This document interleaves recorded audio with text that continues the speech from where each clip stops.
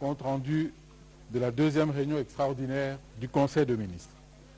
Sur instruction de son Excellence, Monsieur le Président de la République, chef de l'État, Félix Antoine Tshisekedi Tshilombo, le Premier ministre, chef du gouvernement, Jean-Michel Sama-Lukonde Kyenge, a présidé la deuxième réunion extraordinaire du Conseil de ministres du gouvernement de la République ce jeudi 25 mai 2023 à l'hôtel du gouvernement. 3 points étaient retenus à l'ordre du jour, à savoir 1. Communication de son Excellence, Monsieur le Premier ministre, chef du gouvernement. 2. Point d'information. 3. Examen et adoption des textes. Communication du Premier ministre. La communication du Premier ministre, chef du gouvernement, a porté essentiellement sur le dépôt par la Commission électorale nationale indépendante CENI au gouvernement le 23 mai 2023 du projet de loi portant répartition des sièges par circonscription électorale pour les élections législatives, provinciales, municipales et locales.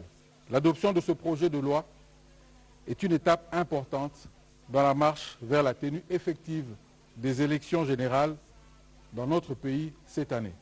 D'où l'importance de ce point de l'ordre du jour qui justifie la tenue de la présente réunion extraordinaire du Conseil des ministres.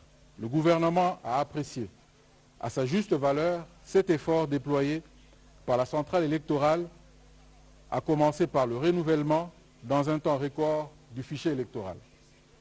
Le Premier ministre a invité les membres du gouvernement à réserver à l'examen de ce projet de loi la même célérité, non seulement pour obtenir rapidement un large consensus autour de ce projet, mais aussi pour permettre au Parlement un examen rapide dans le respect des délais.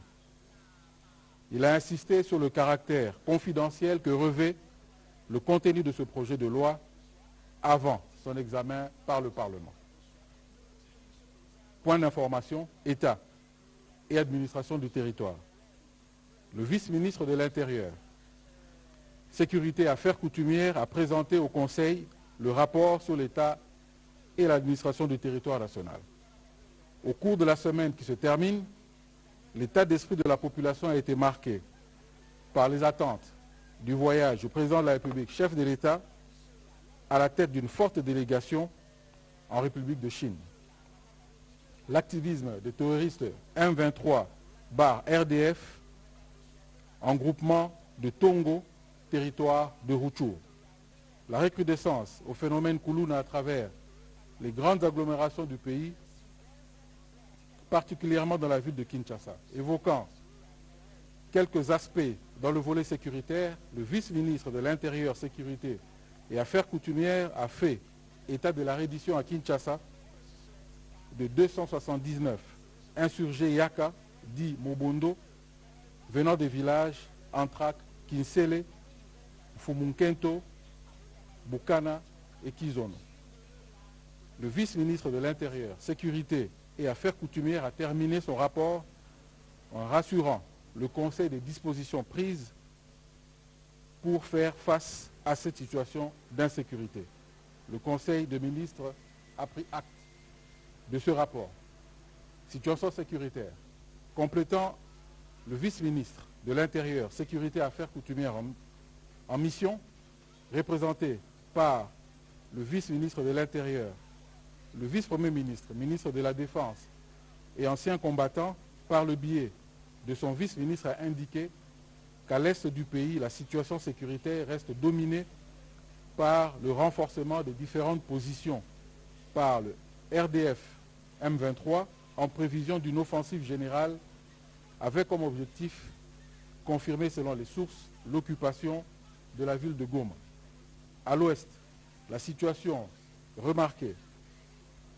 La situation à l'est, à l'ouest, la situation reste marquée par la poursuite des opérations de traque des assaillants Mobondo qui écument la zone de Maluku et la province du Kwango. Le vice-ministre de la Défense nationale et des Affaires combattants, des anciens combattants, a également informé les membres du gouvernement que les dispositifs mis en place dans la province de Kinshasa par les services de sécurité tant sur le fleuve que sur la terre ferme commence à porter des fruits, surtout sur le fleuve où les embarcations ne sont plus, ces derniers temps, prises pour cible. Le Conseil a pris acte de ce rapport. Situation sanitaire dans le pays. Le ministre de la Santé, Hygiène et Prévention a commencé par informer le Conseil que le président de la République a effectué ce 22 mai 2023 une visite de 3 centres hospitaliers, Promedi, Candeur et HJ Hospital, ayant reçu les victimes de la marche organisée par l'opposition politique. Par ailleurs, en ce qui concerne la gratuité des accouchements et les soins aux nouveau-nés dans la ville de Kinshasa, dans le cadre de la couverture santé universelle, le ministre de la Santé, Hygiène et Prévention a effectué une visite d'inspection dans certaines maternités ciblées en vue de la mise en œuvre de la gratuité des accouchements dans la ville de Kinshasa. Il a enfin donné les statistiques des maladies à potentiel épidémique, lesquelles indiquent une situation globalement maîtrisée et stable. Le Conseil a pris acte de cette note d'information. Examen et adoption de 5 projets de texte. Projet de loi portant répartition des sièges par circonscription électorale pour les élections législatives, provinciales, municipales et locales. Le vice-ministre de l'Intérieur, Sécurité et Affaires coutumières, à l'absence de son titulaire en mission, a présenté le projet de loi portant répartition des sièges par circonscription électorale pour les élections législatives, provinciales, municipales et locales. Après débat et délibération,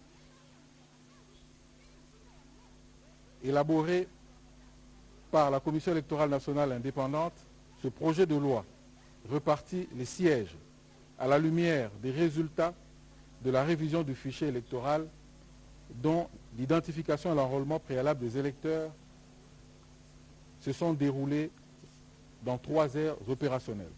En ce qui concerne les territoires situés dans les aires opérationnelles frappées par l'insécurité consécutive à la violence armée, faute d'avoir procédé à l'identification et l'enrôlement des électeurs dans cette partie du territoire national, la CENI a reconduit les sièges tels que fixés dans la loi numéro 18/05 du 8 mai 2018 relative à la même matière.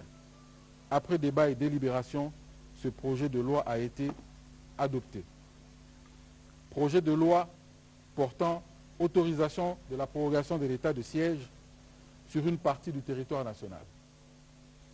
Le vice-ministre de la Justice et garde-sceau, en l'absence de son titulaire en mission, a présenté au Conseil le projet de loi autorisant la prorogation de l'état de siège dans les territoires de l'Ituri et du Nord Kivu pour une période de 15 jours prenant cours le 1er juin 2023. Cette prorogation vise à permettre aux forces loyalistes de poursuivre leurs opérations d'éradication totale des forces négatives dans les territoires, dans les terroristes du M23 sous-traités par le Rwanda en vue de pacifier et rétablir l'autorité de l'État dans cette partie du pays. Après débat et délibération, ce projet de loi a été adopté. Projet de loi modifiant et complétant la loi relative aux finances publiques. Le ministre d'État, ministre du Budget, a présenté pour un examen et adoption le texte du projet de loi modifiant et complétant la loi numéro 11/011 du 13 juillet 2011 relative aux finances publiques, telle que modifiée par la loi numéro 18/010 du 9 juillet 2018.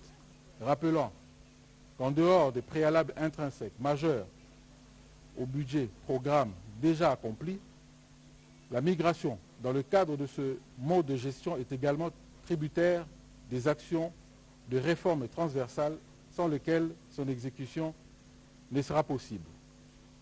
Ces réformes portent notamment sur la comptabilité publique, la rationalisation des cadres et structures organiques des administrations publiques, la déconcentration de l'ordonnancement et l'adaptation d'un système d'information des finances publiques.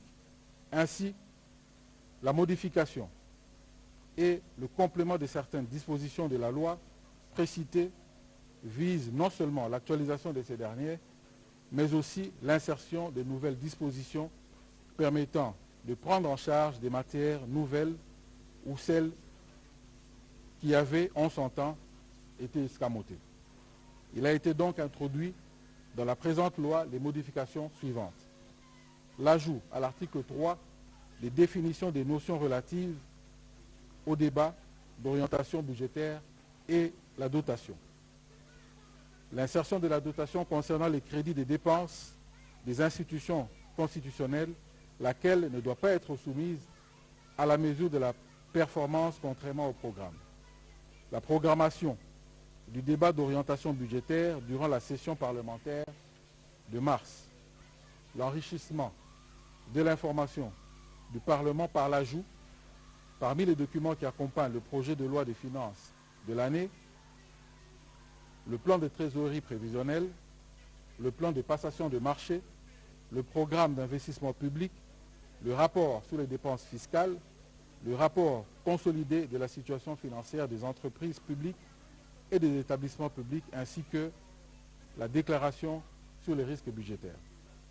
Tenant compte des préalables restant à accomplir et considérant que la programmation des 5 ans obtenus en 2018 n'a pas permis au gouvernement de parachever toutes les actions critiques, le ministre d'État, ministre du Budget, a rassuré qu'une nouvelle programmation de 5 ans a été introduite, modifiant l'article 1er de la loi relative aux finances publiques. Après débat et délibération, le Conseil a adopté ce projet de loi.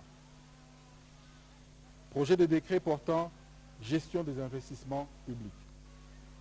Le vice-ministre du Plan a soumis au Conseil le décret portant gestion des investissements publics en République démocratique du Congo.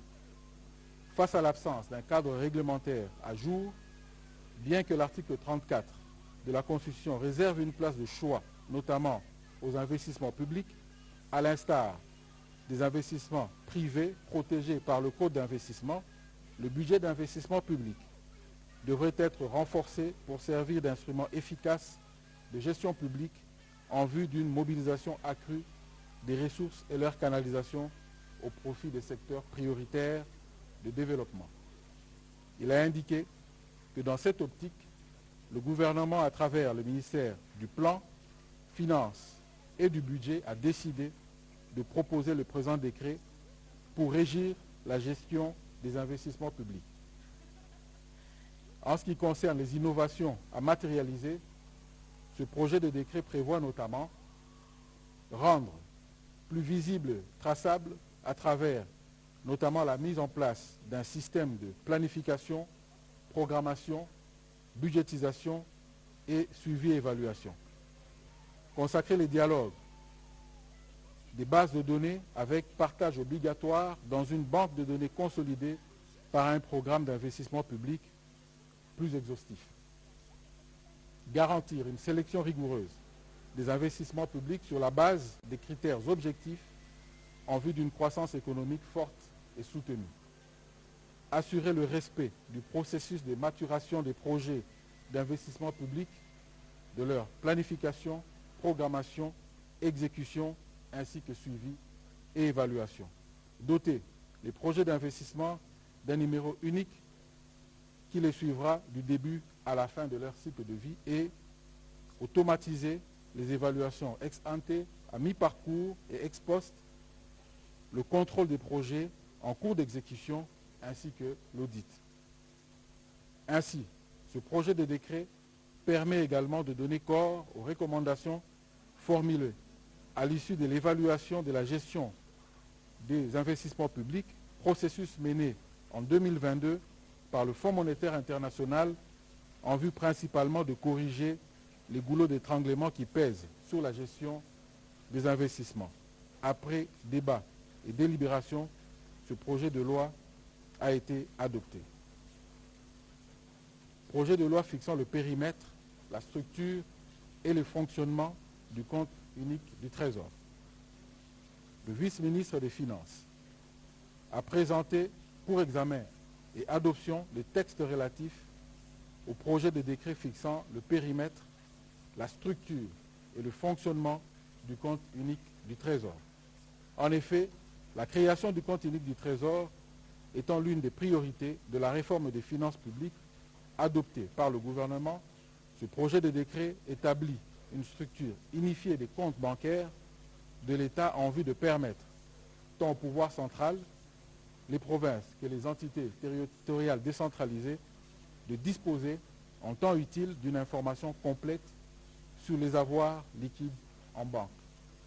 Cette démarche s'insère dans le cadre de l'application des dispositions de la loi relative aux finances publiques en vigueur, lesquelles obligent à toutes les administrations et à tous les services publics de déposer toute leur disponibilité dans un compte unique ouvert à la Banque centrale du Congo. La mise en place du compte unique du Trésor devient ainsi un impératif pour le gouvernement dès lors qu'aucun organisme public ne pourra désormais disposer d'un compte bancaire qui échapperait au contrôle du Trésor. D'où la nécessité d'un cadre juridique qui fixe clairement les responsabilités pour les parties prenantes dans la conservation et l'utilisation des fonds publics. Ce projet de décret s'inscrit dans la suite de la création en décembre 2022 de la Direction générale du Trésor et la comptabilité publique et de la signature en mars 2023 de l'arrêté fixant organisation et fonctionnement du réseau national des comptables publics, corroborant la volonté du gouvernement d'assurer l'application sans faille du principe de l'unité de trésorerie. Après débat et délibération, le Conseil a adopté ce projet de texte moyennant enrichissement et amendement. Commencé à 14h16, la réunion du Conseil des ministres a pris fin à 16h34. Je vous remercie.